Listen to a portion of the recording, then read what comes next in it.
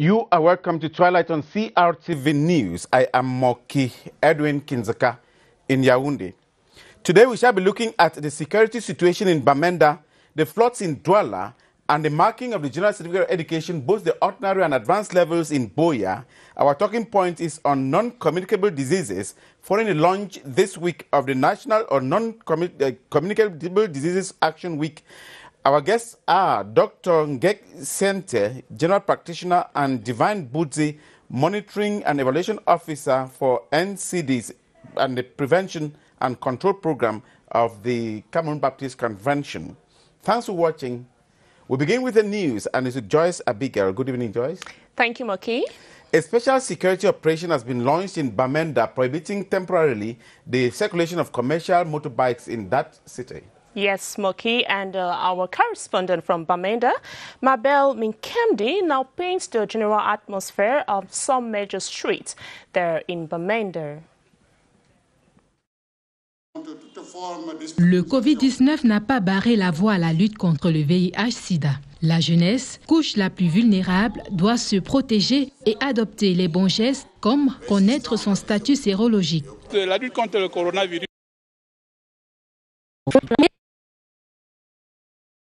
This is the atmosphere at the Bamenda's Commercial Avenue this Tuesday, September 8. Only motorbikes have been restricted from the area, but very few taxis and private cars are seen circulating around the city center. This has rendered movement of persons and goods difficult. The situation at Mobinkwen is typical of the setting, known for carrying on with normal activities even during complicated periods. Most of the areas forbidding for motorbikes in Bamenda 1, 2, and 3 are also void of vehicles. Around the government residential area, private cars and some taxis are transporting the people, most of whom are serving in the public and private offices around the area. The Bamenda 1 Motor Park, which is another limit point for bike riders, is witnessing normal activities. Administrative authorities have reassured the population that the prohibition of motorbikes within the central town is to protect them and their property. Members of the National Council for the Approval of Textbooks and Didactic Materials in the country have met in Yaoundé to discuss the way forward regarding the effective distribution of school manuals in different bookshops across the country as it is a couple of days to school resumption.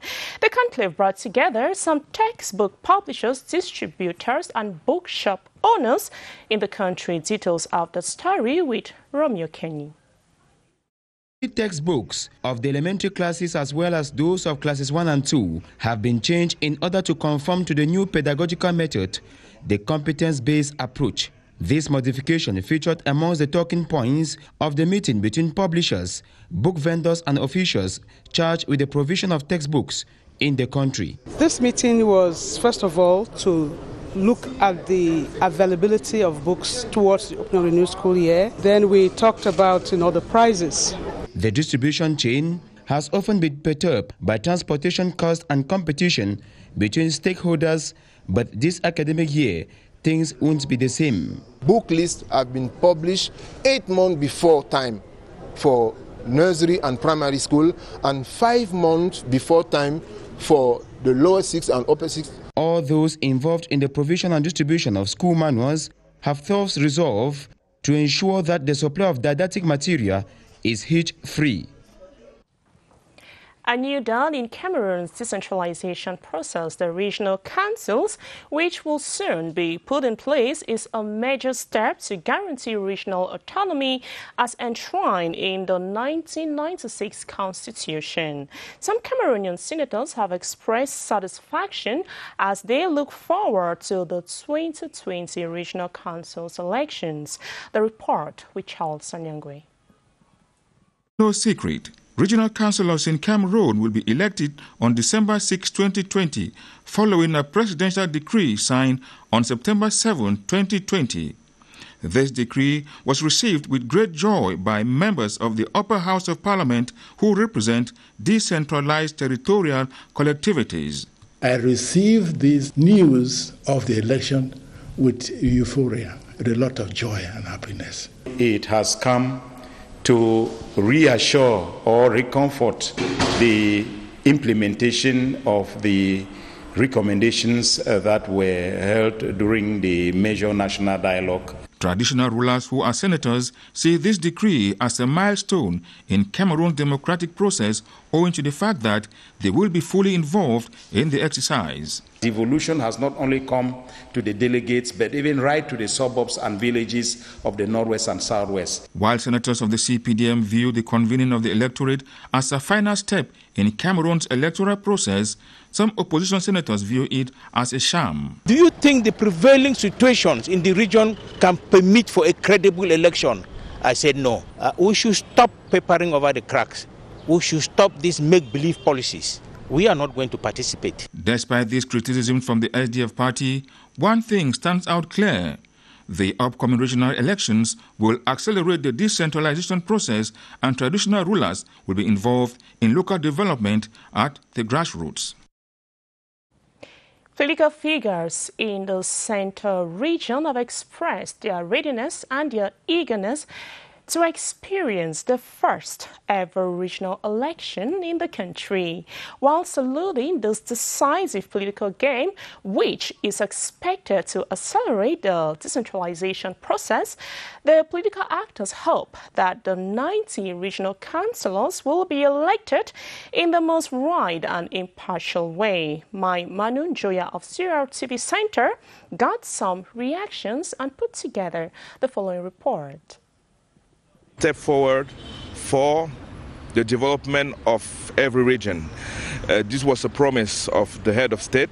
We are satisfied of the decisions he took. Between all the difficulties we have these days, between COVID, the economic situation, he needed to have a sort of strength to take this decision. In terms of the question between the ratio of population and the number of councillors, there is a certain reserve that we have in our party. I can say that we are ready. We are ready, but we have to do the best choice. Joyce, the annual AIDS-free holiday campaign for young people has been launched in Yaoundé under the theme HIV or COVID-19. Can you protect yourself, stay safe? Yes, Smokey. 600 peer educators from across the national territory will take part in a 2-week campaign that aims at raising awareness and reduce the risk of HIV infections amongst at least 700,000 youths in the country. Details of that story with Gladys Asu. Against HIV and AIDS is still on with or without COVID-19. The 18th edition of the AIDS-free holiday, an initiative of Madame Chantal Biya, is different from normal due to the health issue of the day. Yeah, you know that this year is a very special year. You know the modification that took place happened in this year. That's why the program, the usual programs are modified to take into account what the fight against HIV, against the coronavirus, and that's why we made it 2 weeks, because school will reopen early October, so we could not do more than that. The campaign consists of 600 youth volunteers combing the street to educate their peers on HIV and AIDS. We are going to approach our peers one-to-one. In order to respect the barrier measures decreed by the government.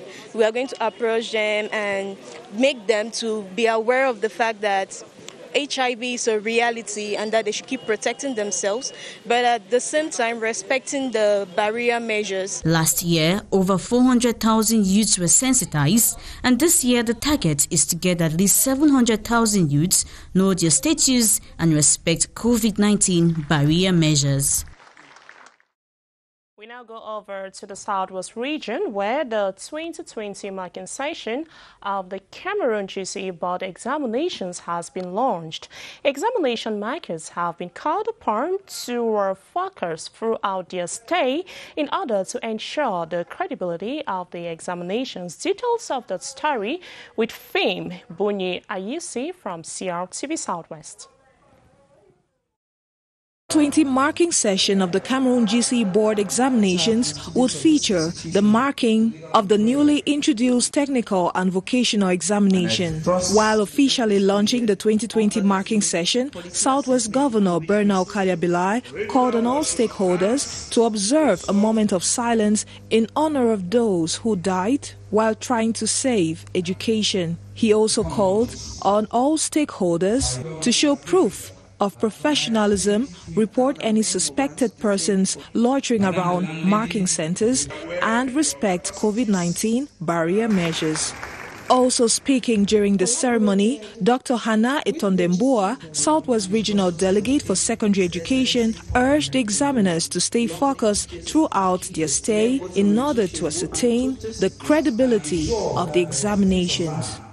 Meanwhile, Mr. Dang Aku Dominic, Registrar of the Cameroon GCE Board, pledged his total support and availability throughout the marking exercise.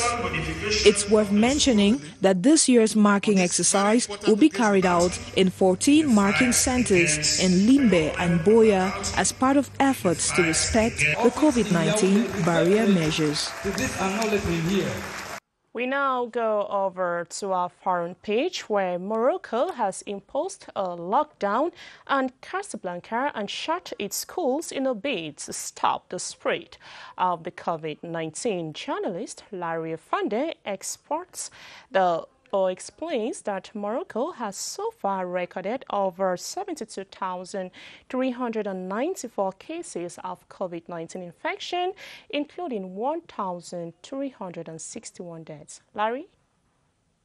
New measures, which include restrictions on movement and a nighttime curfew, would be in place for 2 weeks in the commercial capital. The authorities confirmed this in a statement. According to the Minister of Health, Khalid Al-Talib, drastic measures are required, otherwise the situation may get out of control in the coming days. The country has seen a spike in coronavirus cases in recent weeks. It recorded 2,334 new infections on Sunday, a record for a single day, with 42% of them in Casablanca. The authorities blame the spread of COVID-19 on people's failure to adhere to health protocols. Casablanca, along with Marrakech, had already been subjected to a series of restrictions 3 weeks ago, including beach closures and shortened business hours. Authorities decided on Monday to close educational institutions, including primary, middle, and high school, as well as all universities.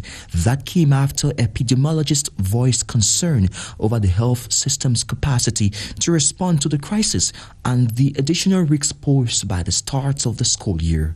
Since detecting its first case in early March, Morocco has recorded 72,398 cases of COVID-19 infection, including over 1,000 deaths. And that is it for our 6 p.m. edition on the CRTV News. As I take leave of you, I'll leave you in the company of Moki Edwin. Edwin?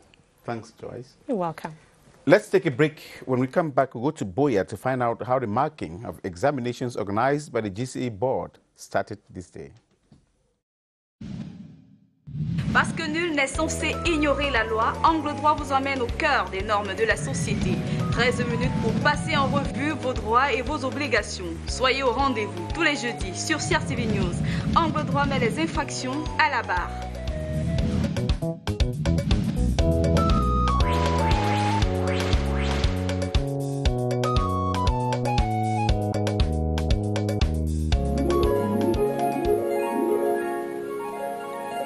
CRTV News, ici, toute l'info.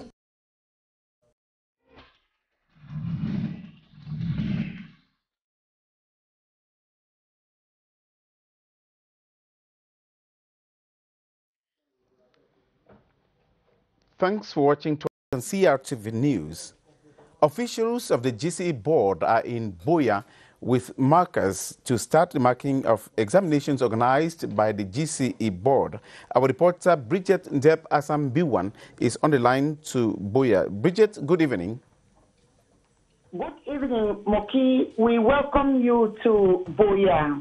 And how did the marking begin today, Bridget? It has started smoothly, as I would say, Moki. We should know that after the practicals and written phases of the 2020 examinations, now is the marking phase. It started last week when secretariat workers had to decode, scaffold, and arrange the scripts ahead of the marking proper, which officially started today. Prior to this, yesterday, while addressing chief examiners in Boya, Southwest Governor Bernard Okada-Bilai called on them to exercise professionalism while marking the script, adding that they should report any cases of suspected persons found around the marking centers, avoid being in isolation, as well as respect government directives in the fight against the COVID-19. Moki, the GCE for 2020 examinations, the marking exercise is taking place in 14 centers, that is in Boya and Limbe. This is very exceptional due to the respect of social distancing with regards to the COVID-19 existence and new technical vocational education exam. Considering the context in which the marking is taking place, the registrar of the Cameroon GC board, Dominique Akodan, has pledged his availability and support to all the examiners throughout the session. Marking is expected to take place within 10 days for the advanced level. But I want to say that it will go beyond for subjects like English language, since they have many more candidates, as it is a compulsory subject, as well as French and mathematics. Markers there, Bridget. Hello, Bridget. What about the security of the markers? You know, there's been this unrest in the northwest and southwest regions. Yes, okay. One of the reasons why the examination marking is taking place in Limbe and Boya is for security concerns. And when we talk about the security concerns, adequate security measures have been taking place. When you get to these examination centers, like in Bilingual Grammar School, Moliko, Government Technical High School, Moliko, PGSS, Boya, and Baptist High School, Boya, and other centers like GHS, Limbe, as well as the Government Bilingual High School, Limbe, you will find out that the security elements of forces of law and order are there to ensure that there is security. And that is the reason why the governor of the region, Bernard Okada-Bilai, earlier mentioned yesterday that in case of any suspected person around these marking centers, they should report to the security officers who are on the spot so that measures can be taken. Do you have an idea of how many markers are there, and what about lodging conditions? They've always complained in the past.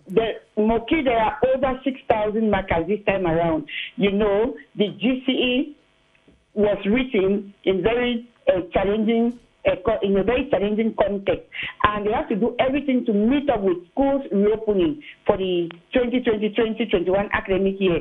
And so many more markers have been recruited this time around, even with the secretariat workers, so that everything will go very fast for the publication of results in order to meet up with the takeoff of the new school year. And I am very sure that students listening to you and their parents are asking themselves, when should we be expecting the results of the GCE, both the ordinary and advanced level?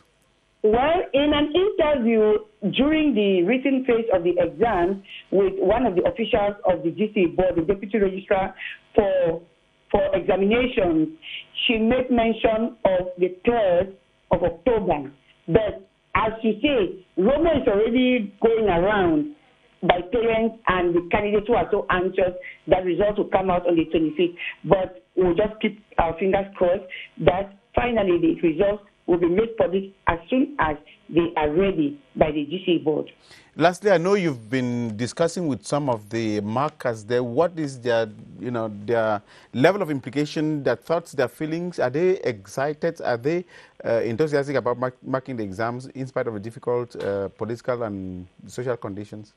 Of course, one of those people who are so, who are exciting some enthusiasm and who are so anxious are the Boya-based markers, because for the first time, after, let me say, for a long time now, some of them have been taken out of Boya especially those for English language, those for English literature in English, they are marking in Limbe. So at least they will have that out-of-station allowance that for years they have not had. You know, since the beginning of the socio-political crisis, the exams have been the marking has been taking place only here in Buea. And so Buea-based markers don't benefit anything apart from a transport that they give them for about, say, 2,000 francs that they give to them. But this time around, some of them have been moved to Limbe, and they certainly have the out-of-station allowance. The reason why I say so is because I came across many of them, and they were showing some kind of, you know, anxiousness, and they are happy with the GC board that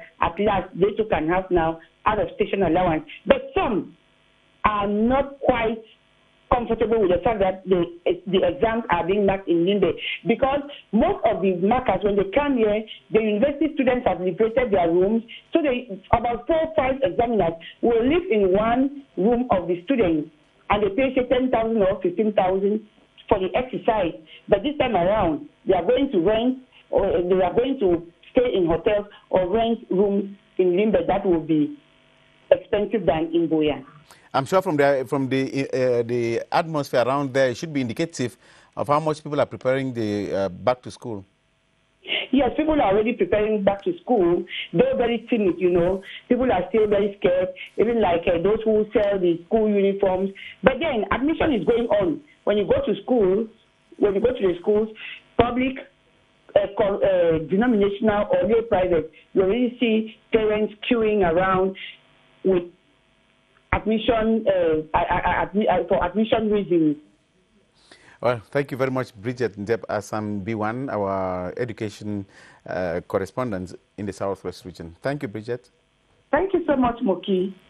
Let's have yet another break, and when we come back, we move to the Northwest region to look at the security situation out there.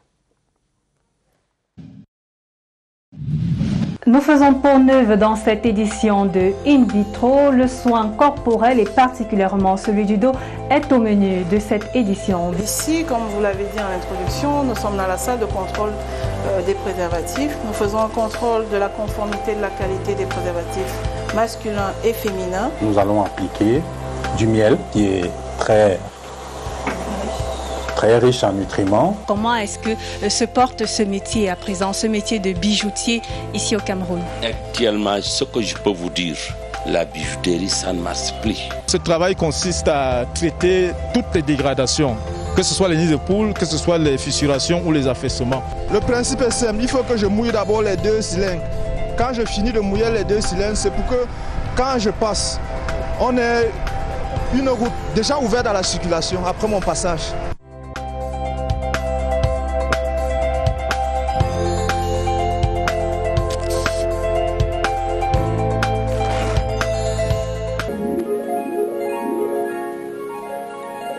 CRTV News, ici, toute l'info.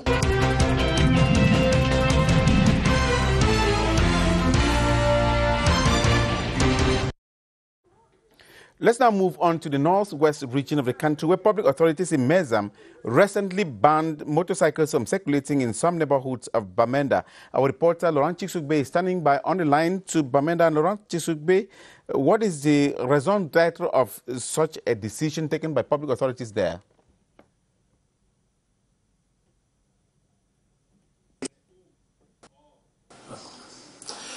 Bonsoir Moki, bienvenue dans la région du Nord-Ouest, bienvenue à Bamenda. Vous me posez la question sur l'importance de la décision préfectorale prise récemment.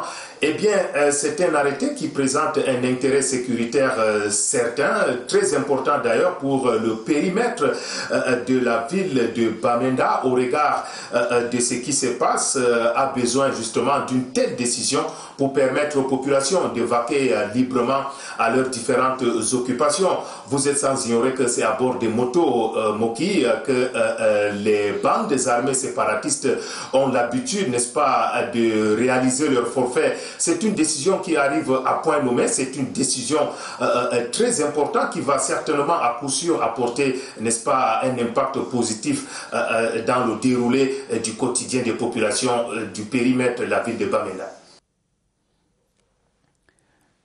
Yes, Laurent Chisugbe, the decision has been effective since Monday. How are the concerned parties adhering to that decision?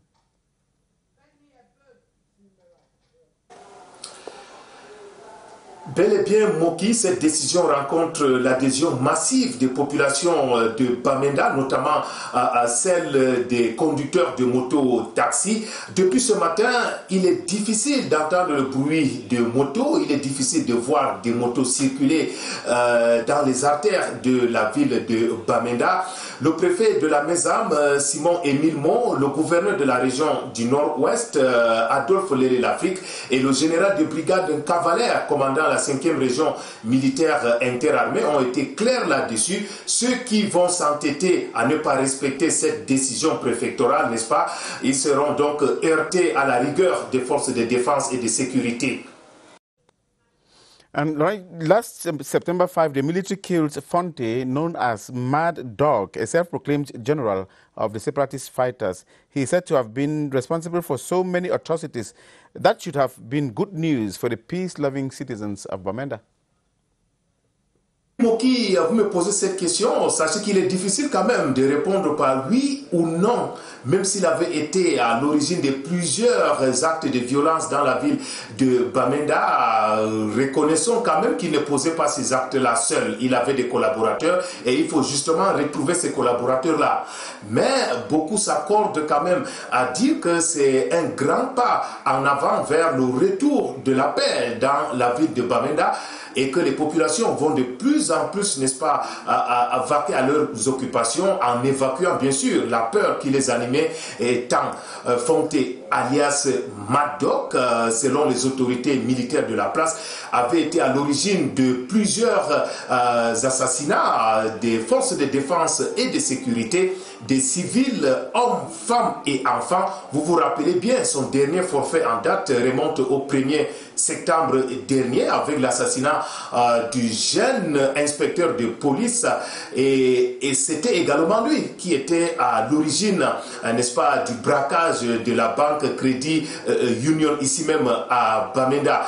Vous comprenez bien que c'était un élément qui était dans le système verrouillé des bandes séparatistes qui semaient la terreur dans la ville de Bamenda. Les forces de défense et de sécurité sont plus que jamais déterminées à nettoyer tous ces indésirables afin que la paix et la sérénité puissent, n'est-ce pas, régner non seulement dans la ville de Bamenda, mais sur l'étendue de la région du Nord-Ouest. And a week ago, the population apprehended some fighters and handed them over to the military, that is in several divisions of the Northwest region. What actually happened, Laurent Chisugbe? Les populations de la région du Nord-Ouest, Moki Edwin Kindzika, de plus en plus comprennent de quel côté se trouvent leurs intérêts réels. On ne va pas chercher, c'est du côté des forces de défense et de sécurité. Et vous l'avez dit, hein, elles viennent, n'est-ce pas, d'appréhender deux groupes de bandes armées séparatistes à Vidéo dans la Momo et à Bamenda 2e dans le département de la Mésame. C'est des populations qui en ont déjà marre de ce rythme de vie que leur impose, n'est-ce pas, ces bandes armées et séparatistes. À cela, il faut ajouter des réunions qui se multiplient dans les chefferies, n'est-ce pas, sur l'étendue de la région du Nord-Ouest, à l'effet d'inculquer au sein des populations ce sentiment, ce comportement, n'est-ce pas, de résilience vis-à-vis de ce que leur impose comme rythme de vie les combattants séparatistes. And before you leave us, schools will reopen soon. How are people in Bamenda preparing?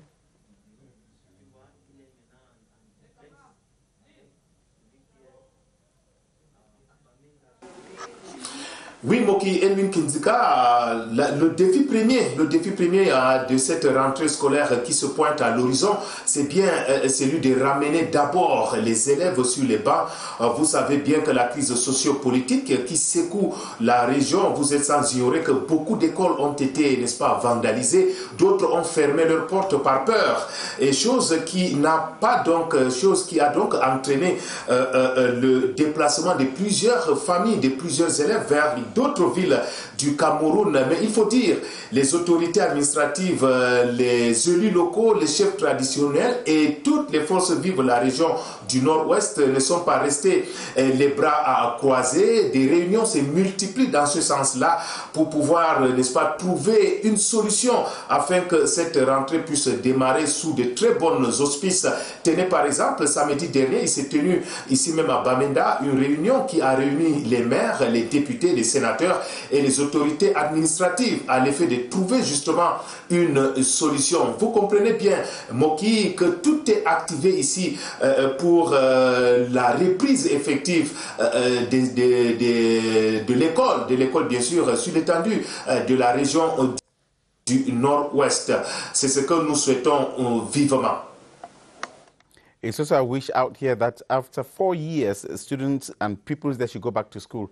Now, let's take another break. I've been told we can go straight now to the littoral region to meet yet another correspondent of CRTV. He is Alphonse Abanga. Let's have a break before we go to the littoral region. We cover micro and macro business trends impacting the country. Here, sometimes we give you a drift away from timber and also from mining. And we bring you agriculture and the service sector. Whatever puts food on your table, trust me, we make it stable. In this new season, expect the country supplements global financial intelligence on the show Good Deal, your business directory. So join me every other Wednesday on CRTV News.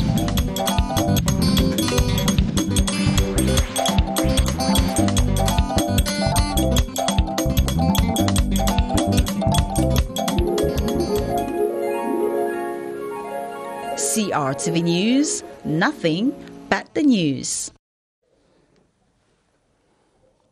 Floods have been causing havoc in the littoral region of Cameroon, pulling down buildings and causing enormous sufferings.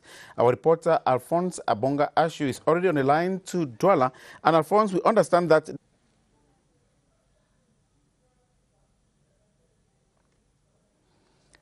Hello, Alphonse Abanga. I'm just finding out from you how many families are involved. Give you immediate statistics, but we can talk about tens of families that have actually been demolished. They have been affected by this demolition exercise of the Douala City Council. Where exactly they will be moving to, we don't know. But what the City Council says is that these people were illegally occupying those areas, and they cannot be indemnifying people who are in illegality. You can imagine that these people were occupying high-risk zone, and it was a risk for them. And so the Douala City Council cannot be talking of relocating or giving them a home. So what they said is that it would be preferable to see these people on the streets of Douala than see them engulfed by earth, like was the case of the Ngwashe in the West region. They don't know exactly where they will be moving to, but what we know is that these people have to run for the safety of their families, move out of these areas, and either go to family members who can accommodate them or any other area. Some of them may. We are having difficulties going to the end of what they're saying, Alphonse Abonga. But if you are still there, one thing I still want to know from you out there, Alphonse, is how serious this issue of anarchical occupation of land is in the littoral region. There have been serious complaints, and the Minister of Territorial Administration even moved to that part of the country with other ministers. How serious is this problem of anarchical occupation of houses?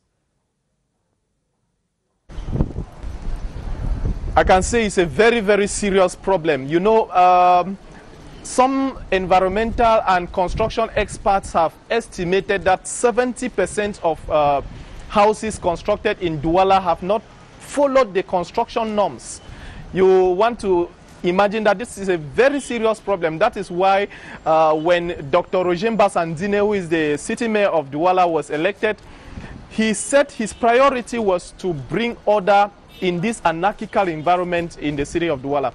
That is why you would find areas like Logbesu, like Lendi, people are struggling to run into some of those areas which are not, which are highly, the city of Douala is already highly concentrated. And so people are going to these areas to create new neighborhoods without following what they call the urbanization plan of the city. One problem also, Moki, is that this urbanization plan we are talking about, many people do not yet understand this, what the plan, how the plan is supposed to be in the city of Douala. And so the fight to get accommodations makes them to go and acquire lands even at their own detriment. Apparently a serious problem out there. But before you leave us, is the city council there having some plans? You say 70% of the people have built a house without respecting norms. So what are the plans of the city council in Douala, Alphonse? Well, two things. The first thing is that the city council continues to sensitize the populations that are occupying these high-risk areas. Especially for their, it is all about securing people and protecting them from having the worst case scenario, which will be being engulfed in earth. You know, preventing other natural catastrophes that will come in the likes of the flood. And so the city council in its own manner continues to sensitize the people who are living in these areas to quit with immediate effect. And in the meantime, the second action is that if they don't quit, the city council plans to carry its bulldozers into these areas and demolish the quarters so that if any other natural catastrophe in the like of the flood that happened last August 21 occurs, water will have its way to circulate and the town will not suffer a lot from this particular incident. Well, I want to thank you very much, Alphonse Abongo Ashu, for being there, for updating us on the situation in Douala. And it's pitiful that some of the houses will have to be destroyed. And at the same time, that people are still struggling to build in those forbidden places. But we hope the government, city authorities are going to do something. We are continuing now with the Global Week for Action on Non-Communicable Diseases, which is here already. And partners are saying it is enough. Now, it is time to act on NCDs. And how will you act on NCDs? We have with us Dr. Ngek Siente, who is a general practitioner and Divine Budze Monitoring and Evaluation Officer, NCD Prevention and Control Program. They should be working under the ministry of, under the Cameroon Baptist Convention. You're welcome, sirs. Thank you, sir. You're welcome, sir. Thank you very much for having me. It's nice to have you here. I will start with you, Dr. Ngek. What are NCDs? Thank you very much, Mr. Moki, for that question. So NCDs refers to a group of diseases that are non-communicable. Just like the name calls them, they are not transmissible, so they do not communicate. All right? What do you mean by diseases communicating? Disease communicating means that they can move from one person to the other. So communication is like you and I were talking, so you're getting me, so it's moving from me to myself, to you, right? So that's communication. So in the case, or in medicine, we refer to communicable diseases like diseases that can move from myself to you, just like information moves from you to the whole world from CRTV. Interesting. Can we have examples of these non-communicable diseases? Great. So non-communicable diseases are broken down into classes, okay? So we have the first class, which is called cardiovascular diseases, and cardiovascular diseases refers to diseases like hypertension, like stroke, okay? So those are diseases which we refer to as cardiovascular diseases. The next group is what we refer to as diabetes. All right, so diabetes is a group of diseases which are manifested by raised blood sugar, and this category of diseases are subclassified into type 1, type 2, and other syndromes. So we also have a third group which is referred to as chronic respiratory diseases. That means persons who have diseases like asthma. I think you must have heard of persons talking about asthma. Mm-hmm. We also have some other complex words like chronic bronchitis, and we have emphysema. Those are other groups of respiratory diseases. Now, the next class of diseases is what we refer to as cancers. Okay, so many people don't know that cancers are non-communicable diseases, but yeah, cancers are a group of non-communicable diseases. So examples of cancers are breast cancer, colon cancer, and so those are diseases in our time. And the last group is what we refer to as mental health disorders. Mental health disorders, like we see persons who are schizophrenic. The person we see them on the streets, they are mad. So those are a group of non-communicable diseases. So if you see these examples of diseases, I can't say because you're mad, I'll be mad, okay? Or because you're mad, and if I touch you, you'll become mad. So that's why we call them non-communicable diseases. Now, if there is a global week for action on non-communicable diseases, Mr. Divine Budzi, it means it is a serious problem in Cameroon. What is the magnitude of the problem in our country, Cameroon? Thank you so much, Edwin. The problem in Cameroon is quite enormous compared to the global world too. We have about 35% of the national population affected by NCDs, and we discover that when it's increasing with number, it's increasing as time goes on, and so we need to address it. We need to seriously address it. 35% of Cameroonians. And what is responsible for this? Is it because people are changing the way they live? What accounts for all of this? Yeah, we have 5 major risk factors of non-communicable diseases. We have physical inactivity, we have tobacco use, we have alcohol misuse, we have that's air pollution, and then the last one is a unhealthy diet. And like Dr. Cynthia talked, those risk factors can eventually cause you to have NCDs if you are not careful. I'd like you to break it down. Eating habits, what do you mean? Are people changing what they used to eat and embracing new forms of or new ways of eating? Okay, Edwin, it's not that what we have happening is a certain effect we call urbanization. You know, as we have a lot of changes coming because we see somebody eating hamburger and we think it's the good life. We take like 2-3 hamburgers and we get to eat it, and when we eat a lot of junk food, as they call it, it tends to increase some of this risk for us to develop these non-communicable diseases. That's as far as food is concerned. You spoke about, Dr. Ngek, you spoke about alcohol misuse. I want to use the word you use. Yeah, alcohol misuse. And then you spoke about cigarettes. Yeah, what? Tobacco use. Tobacco use, yeah. Yes, I was very careful with the name. Tobacco use and alcohol misuse. Yeah. What does it mean? All right. So the first thing, let's talk about alcohol first. So when we refer to alcohol misuse, it means taking more than the recommended grams or volume. Let me use volume because that's what we will understand in the quarters of alcohol that is recommended per week. Okay. So in healthcare, we have a recommended unit of alcohol that somebody can take, that if that person is living a healthy life. Okay. So for males, for instance, it's recommended that they have 20 units of alcohol per week.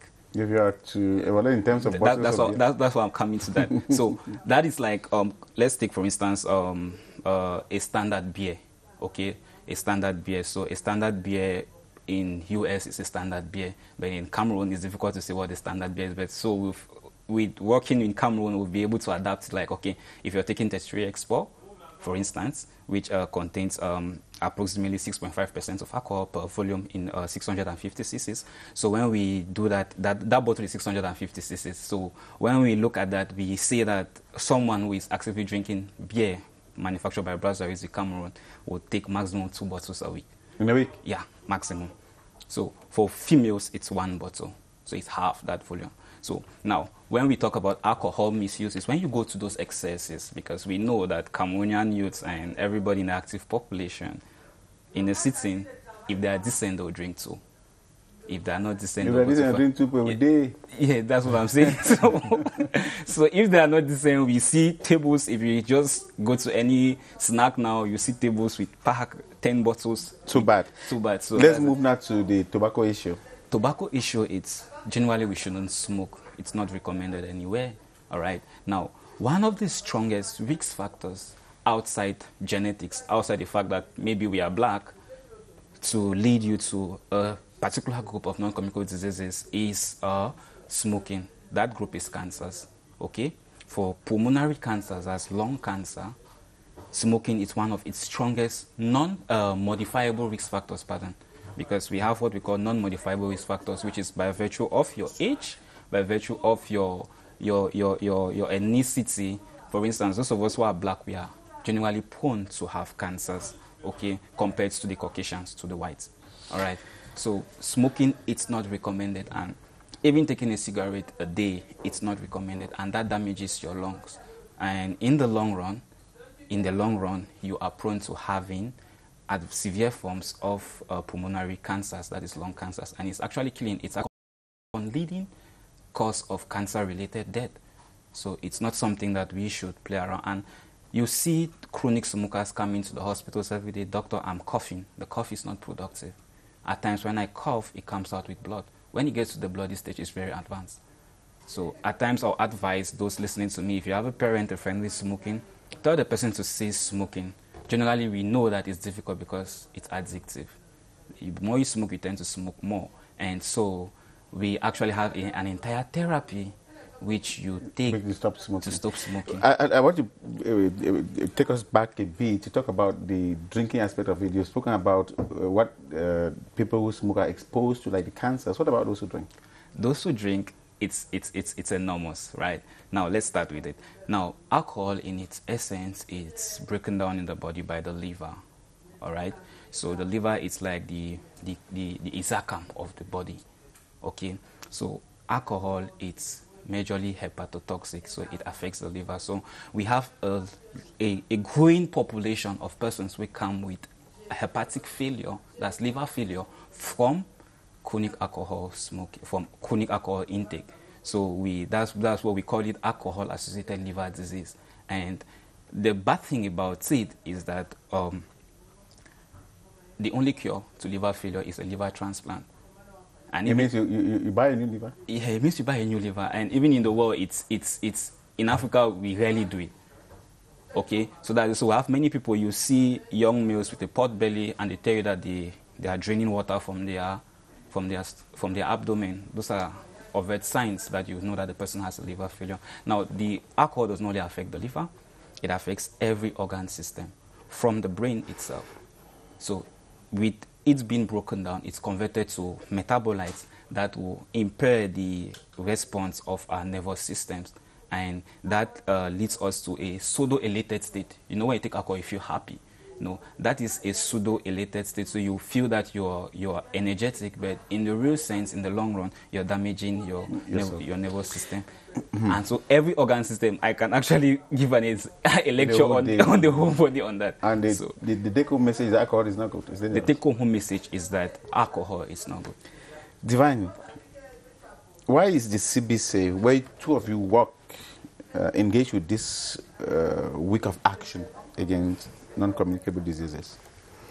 Thank you, Edwin. Actually, this week of action, this is the third.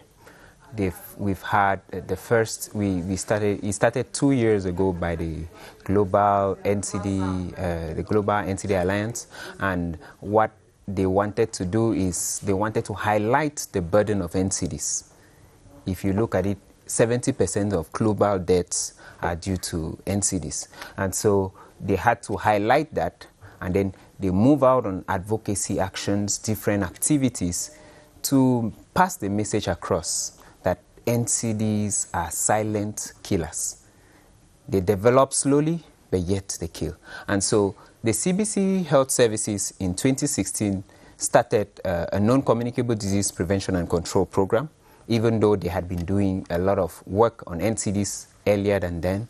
But from there, they started a programmatic approach, And from there, they have gone into campaigns on non-communicable diseases, passing across the message that non-communicable diseases are ravaging the community.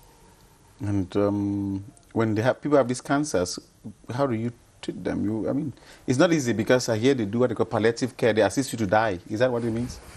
That is. But they cannot cure you. They're just giving you, I don't know, to reduce the pain.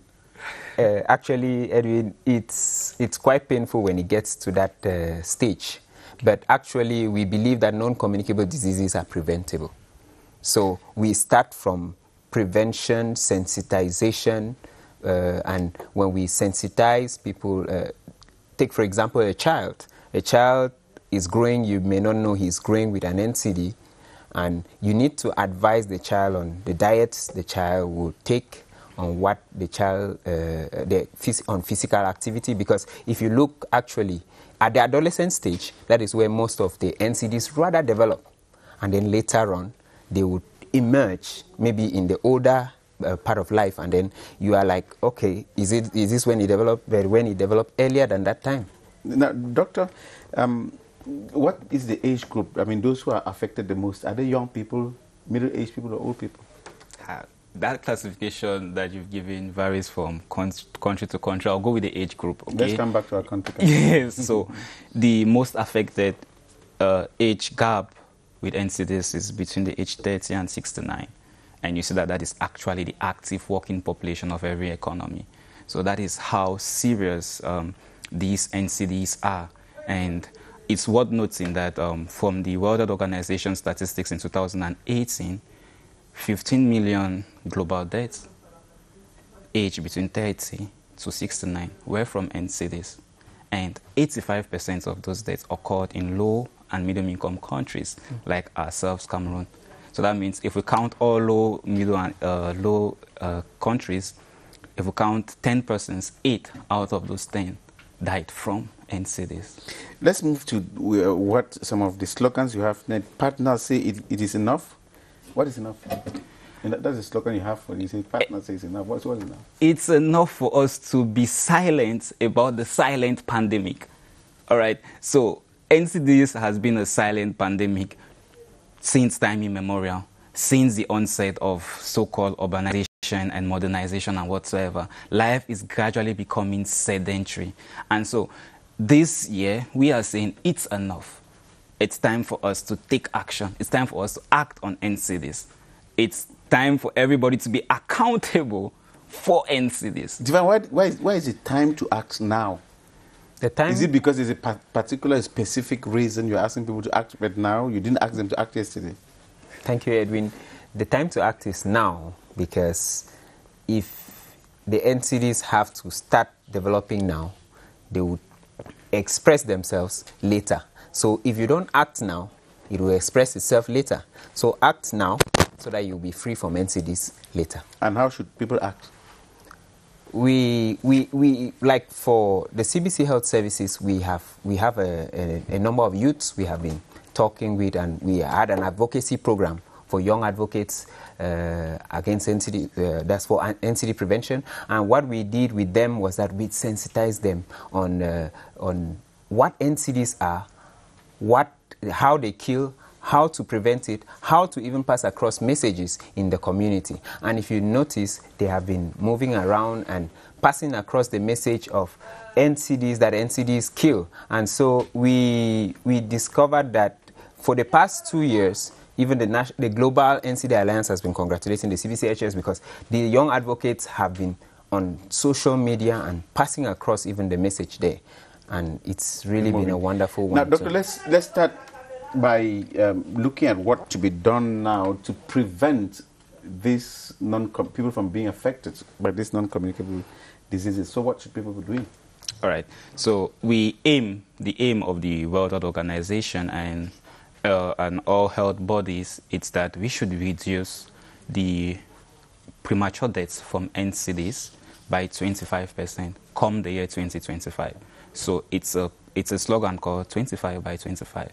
All right. So now, what are the things that are being proposed that could be done by us, first of all, on an individual basis? So I'll go with respect to individual basis health facilities, and then we'll look at the state. You have 2 minutes. You have 2 minutes. Thank you, sir. So 2 minutes. Okay. So now, first thing, as a young-looking man like you, sir, we encourage that you have... And you too. Thank you, sir. So I encourage you to have at least an hour walk 3 times a week. So you need to be healthy. All right? So you might decide today that when going home, you walk home. You'll not take your car. And tomorrow, while coming back, you walk to work. All right? So it takes you can get up an hour and make it to the studio, right?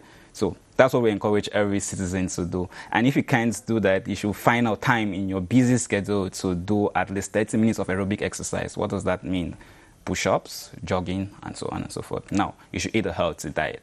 A healthy diet means your plate should have at least 1 or 2 servings of fruits, okay? Should not be made up with trans fats. Trans fat means fat that has been fried in simple ways. So commonly now, we fry everything in Africa. In those days, our parents just mix the palm oil and make, and our foods were so natural. But now, it's actually growing. Next thing is we need to drink water. All right, at least 2 to 3 liters of water a day. That's what you can do on a personal basis. 2 to 3 liters of water a day. Yeah. So I think you need to take that best. Many people don't do that. So actually, we encourage you to have a water bottle. We used to have that in primary school, but the habit has died down. But that's what we need to encourage now. And for facilities, we encourage that they should copy what the Cameroon Baptist Convention Health Services is doing. We have a unit called Know Your Numbers. And you can come there on a 3-monthly basis and know your numbers, meaning we check your blood pressure, we check your blood sugar, we check your lipid profile. Those are... How much is that? How much does that cost? It's just 300 francs. To do all of this taking? Yes, it's just 300 francs. I'm sure people will be coming. Where should they come? Tomorrow? They will start rushing. Econo Baptist Hospital is open. Any Baptist hospital? Any Baptist hospital. Now, Divine, what should people be doing and avoiding? Yeah, to queue up from where he ended, we are encouraging that people with, you know, in the COVID-19 pandemic era, you can start your physical activity right at home.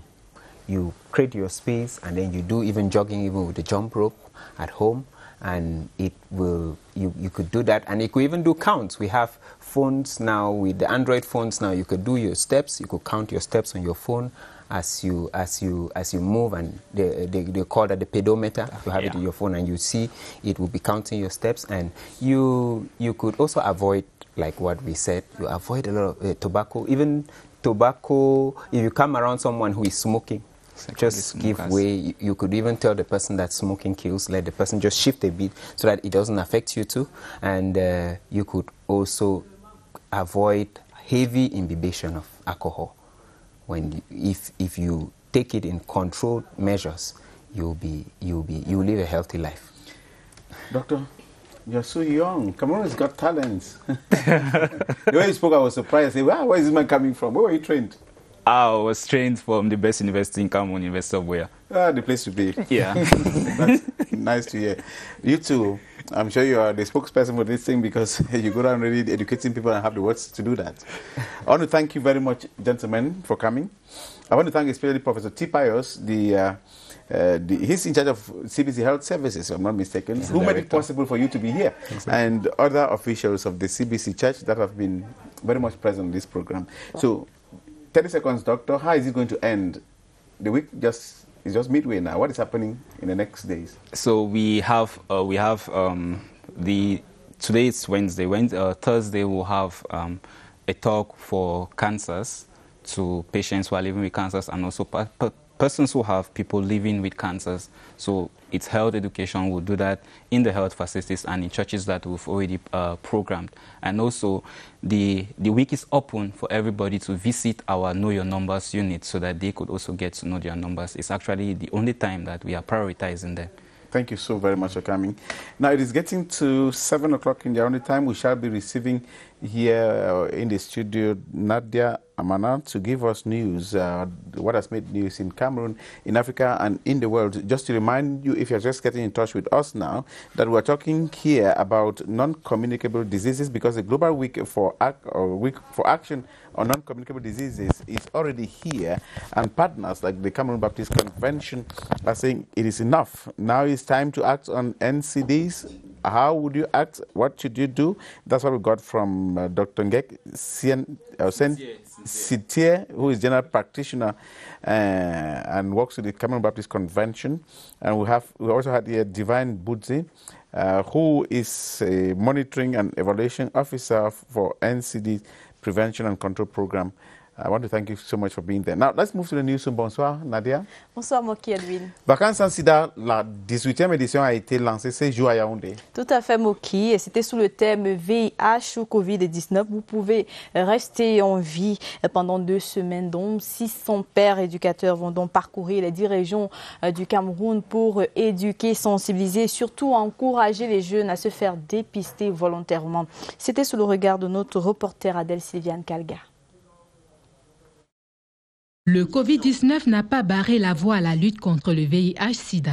La jeunesse, couche la plus vulnérable, doit se protéger et adopter les bons gestes comme connaître son statut sérologique. La lutte contre le coronavirus ne suspend pas la lutte contre le sida. Donc nous continuons les programmes habituels et nous prenons en compte les programmes ponctuels, n'est-ce pas, les programmes de l'heure, le renforcement des dispositions contre le coronavirus. Pour cette 18e édition de Vacances sans sida, 600 jeunes pères éducateurs sont déployés à travers les 10 régions du pays. Leur mission: informer, éduquer et encourager le dépistage volontaire de 7000 autres jeunes âgés de 15 à 24 ans. Et pour y parvenir, plus de 50 000 tests seront ainsi mis à leur disposition pour un travail plus aisé. Le message qui nous amène à la descente sur le terrain, c'est de conseiller tous les jeunes, toute personne de se faire dépister et retirer son résultat à la fin du test. Le VIH tue beaucoup plus. Il faut continuer à informer, il faut continuer à sensibiliser, il faut continuer à faire de la prévention, surtout parmi les jeunes. 2 semaines, c'est le temps imparti pour mener le combat. Et en cette période de pandémie, la bataille doit respecter les mesures barrières. Parce que VIH, SIDA ou Covid-19, nous pouvons nous protéger et rester en vie. Parlons à présent de l'insécurité autour des kiosques de transfert d'argent et de petits commerces. Des cas d'arnaque et d'agression se multiplient au quotidien, obligeant les gérants de ces espaces à se munir d'astuces et très souvent peu fiables pour ne pas se voir dérober les fruits de leur labeur. Notre reporter Daoud Moulioum a interviewé quelques-uns qui nous donnent leurs astuces. Regardons. Pour leur survie, ils risquent leur vie au quotidien. Tenanciers ou gérants de kiosques commerciaux sont exposés à l'insécurité. Ils sont les proies des hors-la-loi qui opèrent sous diverses formes. Un client peut venir jouer chez vous, il vous demande d'attendre qu'il fasse la monnaie et puis disparaît avec l'argent. En rentrant le soir, j'ai emprunté le taxi. J'avais vendu 321 600. Vraiment, le taxi m'avait filé. Donc, c'était les gars qui me connaissaient, quoi. Oui. En entrant dans le taxi, ils ont pris mon téléphone, ils ont pris aussi la recette. Elle veut de l'eau pour tester l'argent avec. Pas de problème, je lui ai donné mon eau minérale pour qu'elle teste ses pieds. Elle s'est mise de côté là, elle a fini de tester l'argent. Après, elle m'a sorti ce billet que c'est mon argent. Et pourtant, ce n'était pas le cas. Transfert électronique d'argent, paris sportifs, petits commerces, l'activité importe peu. Seules les recettes sont les cibles de ces bandits rusés et musclés. À chacun ces mesures préventives. C'est à la fin de la journée qu'on peut sécuriser, mais là, on ne peut pas sécuriser. Donc, ce qui fait que nous sommes exposés à tout moment. La zone même dans laquelle nous exerçons est une zone un peu très délicate, très dangereuse. Vous savez, mini-ferme, tout le monde en sait. On met tous les garde-fous pour ne pas être agressés. Sinon, autour de nous, on voit des cas d'agression. L'alerte est au rouge. Monnaie électronique ou physique, ils savent comment vous la soustraire. Prudence. Parlons de service civique à présent. Le sens du devoir et de l'amour pour la patrie était à l'ordre du jour ce mercredi au camp des vacances des appelés du service civique pour le centre. La délégation constituée de parlementaires et d'anciennes gloires du football camerounais est allée servir de boussole à ces fers de lance de la nation, moulés à servir la patrie. Notre reporter Eric Laouna était sur le terrain.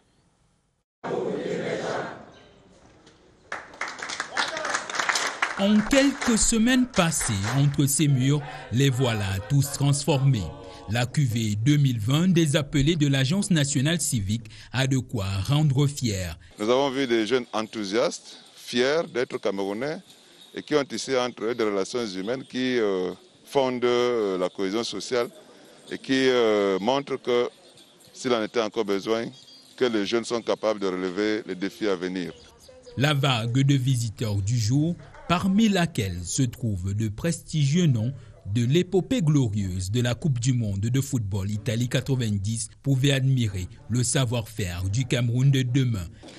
Les modules dispensés sont entre autres la formation civique et sociale, le secourisme, la protection de l'environnement, la santé de la reproduction, l'éducation physique et sportive et bien d'autres modules.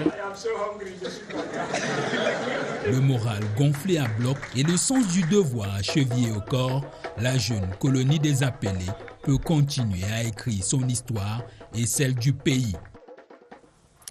Allons à présent à la découverte de cette merveille du patrimoine touristique camerounais, les chutes de Nachtigal sur le fleuve de la Sanaga. Le fleuve Sanaga offre un spectacle exceptionnel dans une nature splendide. Le site attire chaque jour un flot de visiteurs qui repart toujours émerveillés par la fabulosité des lieux. Regardons tout cela dans ce reportage de Paul-Alain Abena des CRTV Central. Les chutes de Nachtigal sur le fleuve Sanaga. Un spectacle sublime, un décor magnifique. Normal que des contingents de visiteurs viennent s'extasier chaque jour devant ces splendeurs sans pareil. Quand je regarde les chutes, vraiment, on voit les merveilles de Dieu. Je n'ai pas de mots pour exprimer ça, c'est vraiment... C'est très beau. C'est très beau, très très beau. Un site féerique, découvert il y a plus d'un siècle par l'explorateur éponyme. Toute une histoire. Et il s'est retrouvé à sa grande surprise dans cette zone où nous sommes actuellement, appelée Nachtigal. Il a découvert une telle belle chute et qu'il a baptisé à son nom Nachtigal. Un spectacle paradisiaque vu du pont nouvellement construit. Mais on peut aussi s'en rapprocher au moyen des pirogues pour amplifier le charme. Il y a des blancs qui viennent, il y a des noirs. Il y a des enfants, des petits-enfants, il y a des grandes personnes. C'est un endroit vraiment très beau, agréable. Un objet de fascination constante, ces chutes. Un cadeau de la Providence que la commune de Ntui a l'intention de rentabiliser. Dans le budget, le plus tard 2022, ce site sera pris en compte et il sera construit. Un week-end à Nachtigal, pourquoi pas? La merveille, en tout cas, est un appel au voyage, à la contemplation. Tout juste 1 heure de route en partant de Yaoundé et des sensations uniques à expérimenter.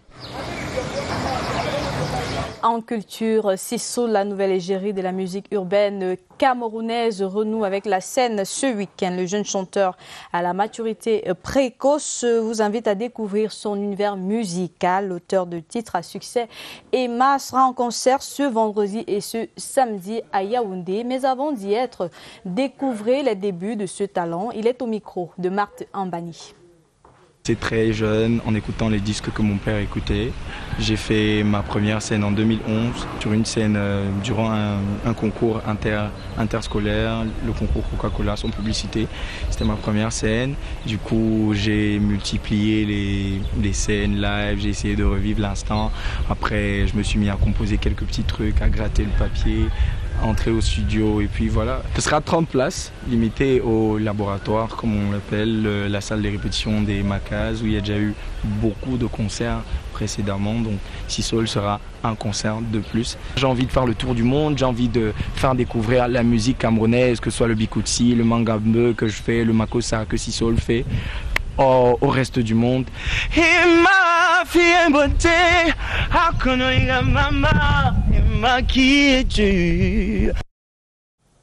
Les choses s'annoncent très intéressantes de la culture. Parlons de sport à présent, de football. AS Fortuna affûte ses armes pour la saison 2020-2021. Le club de la Ligue 1 qui a manqué à très peu de choses de la relégation a enrichi son effectif et espère jouer les premiers rôles dans les mois à venir. Merlin Kamla a assisté à sa séance d'entraînement ce jour au camp centre technique de la FECA Foot à Oudia.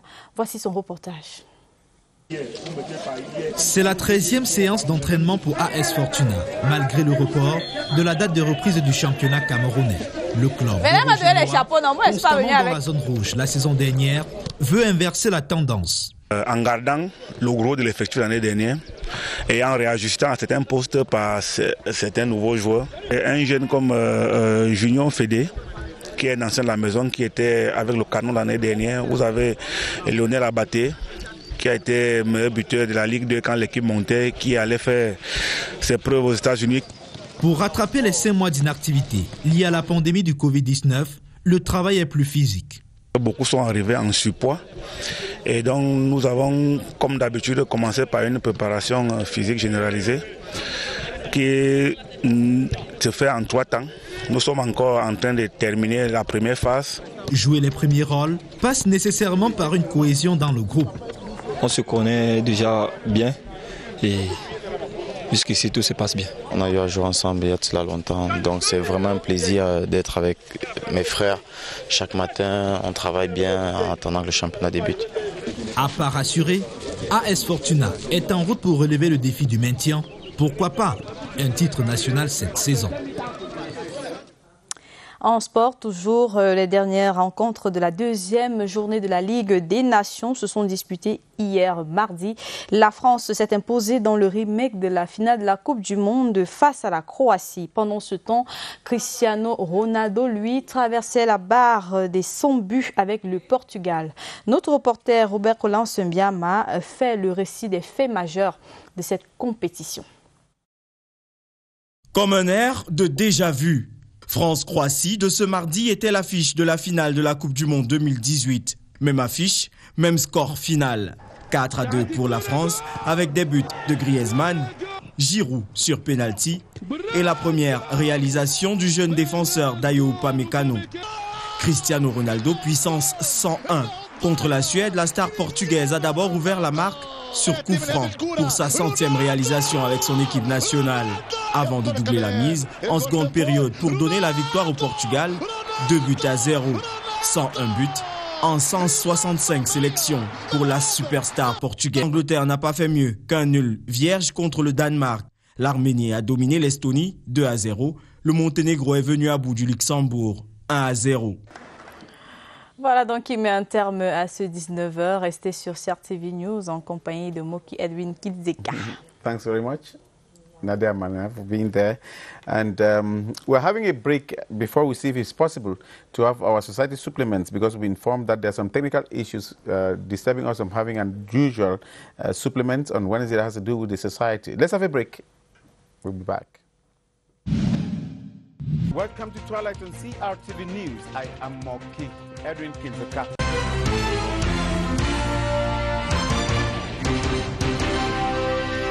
Au menu décryptage de l'actualité, analyse et commentaires, un plateau riche et alléchant. Nous allons prendre la direction de la région du this year are somehow low key when you try to compare this same period. On sensibilise, nous sommes là, jusqu'à présent, on continue à sensibiliser. Ceux qui entrent, on sensibilise. C'est lui qui va entrer en ville, si on l'arrête, il n'est pas notre respect. Nos taximans ont profité de cette architecture pour permettre à ce que pouvait être identifié. Le décret de 2016. You have this picture because this is star. Vous allez garder aussi ces photos, non? Yes. Okay, thank you very much. Vous avez mobilisé des acteurs du secteur de la littérature. Pourquoi un réveil si brusque? Les parents n'amènent pas toujours les enfants à la vaccination de routine du programme élargi de vaccination. La radio à Sionto. Oui, vous avez Nostalgie, Nostalgie Radio à Douala. CRTV Littoral. CRTV Littoral FM 105 avec Cyril Bonico. Vous avez fait au tourisme télévisuel. Le joueur de Coton Sport qui tantôt est milieu de terrain, milieu défensif, milieu offensif. Et là, j'avais marqué le but d'égalisation. Et après, j'ai fait une passe décisive pour le deuxième but qui nous a envoyé directement au 8e de finale pour la première fois une Coupe du Monde. CRTV News, ici, toute l'info. Merci de nous retrouver pour cette édition de ressources. Nous avons fait des formations sur les thèmes. L'ambition du ministère de l'Habitat est de démarrer. C'est le moment de prendre le round-up économique de la semaine. Alors vous venez avec les dernières informations sur l'économie au Cameroun et un peu au-delà. Toutes les régions ont abrité des comices agro-pastoraux. Il y aura une voie d'emprise de 29 mètres et des équipements connexes. Le ministre de l'Eau et de l'Énergie, Gaston Elundou Essomba, a lancé le 25 novembre dernier un programme de suivi, de contrôle. Tous les spécimens partout dans le monde et on cherche à faire des cross-breeds. Le monde agro-pastoral se déploie ainsi dans un contexte de crise sociopolitique avec un risque d'insécurité alimentaire. Et pour sortir, on va prendre la direction du Kenya pour parler de ce petit détour. CRTV News, ici, toute l'info. We're actually sorry we cannot have the international or the supplement on the International Trade and Employment Fair that kicked off today at the International Handicraft Center in the nation's capital, and the event that is focusing on encouraging enterprises on how to work through the COVID-19 period so as to boost the economic development of the country. Our reporter Laura Bateya worked on it, but for technical reasons, we can't be having that supplement now. It's here we come to the end of Twilight on CRTV News. Twilight, in which we got that the littoral region is now demolishing houses that are constructed in poor areas, in poor drainages, disturbing the flow of water. We also got reports about the marking of the GCE in the southwest region and the security in Bamenda with Laurent Chisugbe. We had our guests here to talk about the non-communicable diseases, guests from the Cameroon Baptist Convention. I am Moki Edwin Kinzika in Yaoundé. Thank you for watching.